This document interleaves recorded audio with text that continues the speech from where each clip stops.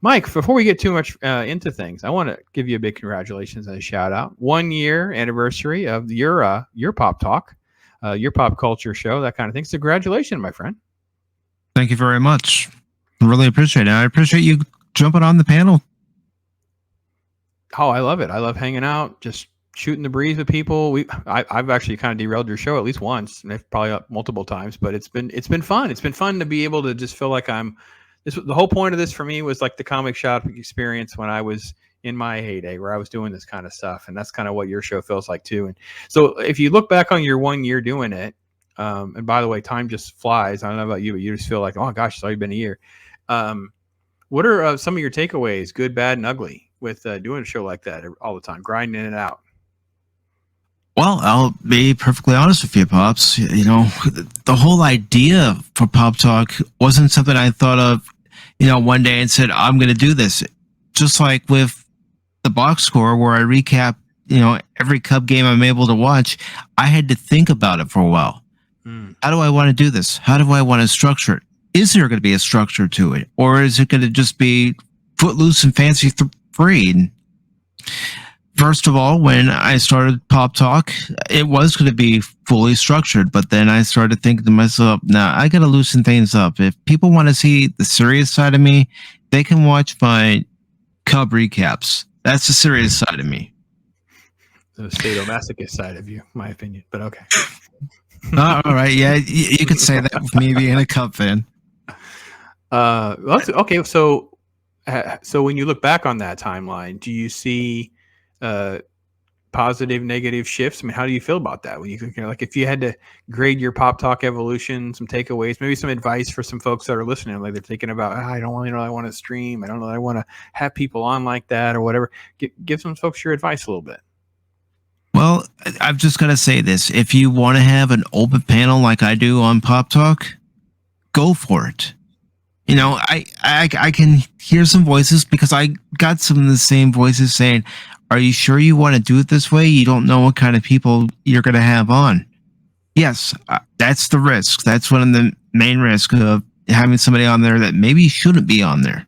Yeah. But it's a chance I'm willing to take, because I want to hear someone else's opinion. What's one of the craziest things that's happened so far on an open mic set? I'll tell you mine already, because I already had one happen. I was just like, you gotta be kidding me. What's one of the craziest things that you've had happen so far? I gotta say, it was when Zan Zoltan first came on, and it seemed like maybe 2 hours of Pop Talk, we started talking about Argentinian food. And he started showing me pictures of different delicacies that they have and everything. So we completely went off topic, but it was fun. Yeah. People were entertained. Yeah. I had a more shocking situation, which I think fortunately was backstage. And I don't know, Joker Voice have to give us a little yes or no if it was one you were on. I had someone come on who basically was just exposing themselves. And I'm like, what the heck? I'm like, yeah. So I already had the penis spam in backstage. It didn't make it on stream, obviously, because it goes backstage first. But I was like, yeah, that's what it was happening. So I've already had that off my to-do list.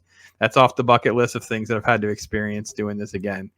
But no, when you do live radio, you get used to that kind of crazy stuff. But no, it is really, you do a good job of just kind of like going.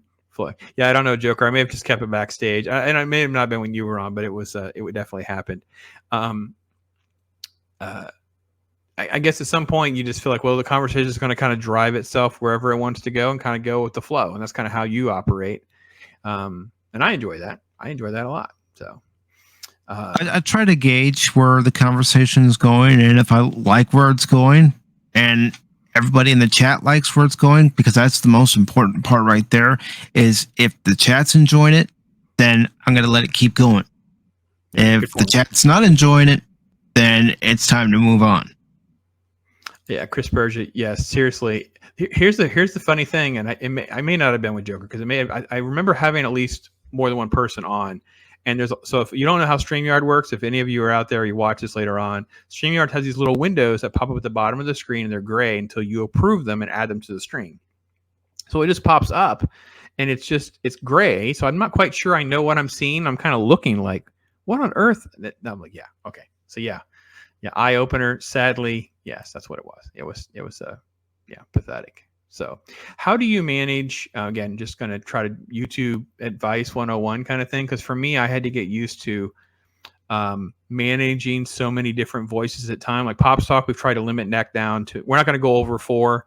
We're looking at just having 1 guest or 2. That's kind of it. Because we started, I had like, a lot of people, and I feel like I'm leaving people out. People aren't talking or participating, and it becomes a very big challenging, that kind of thing.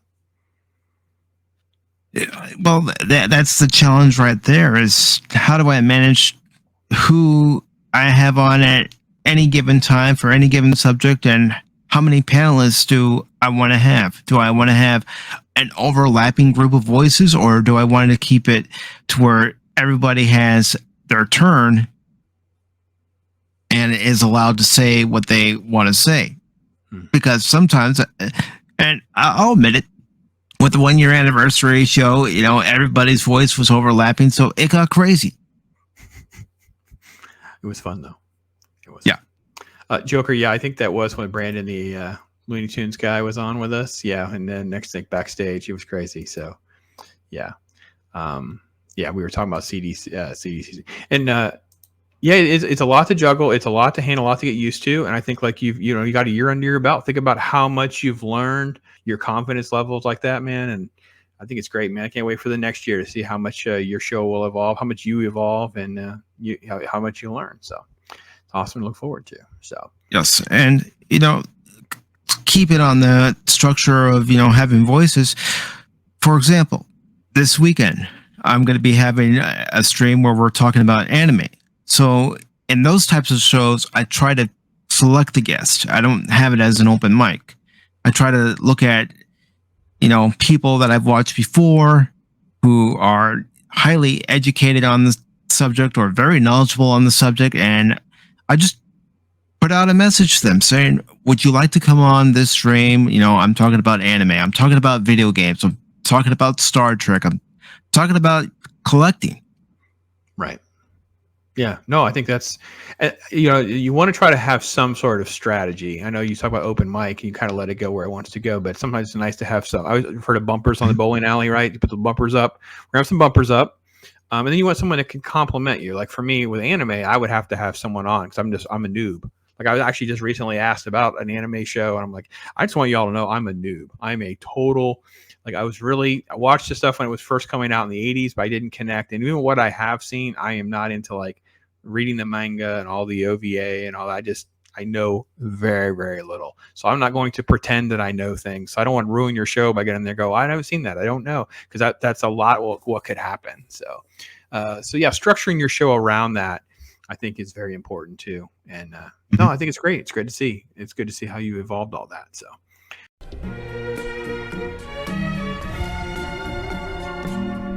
Yeah. Right? And I'm not playing no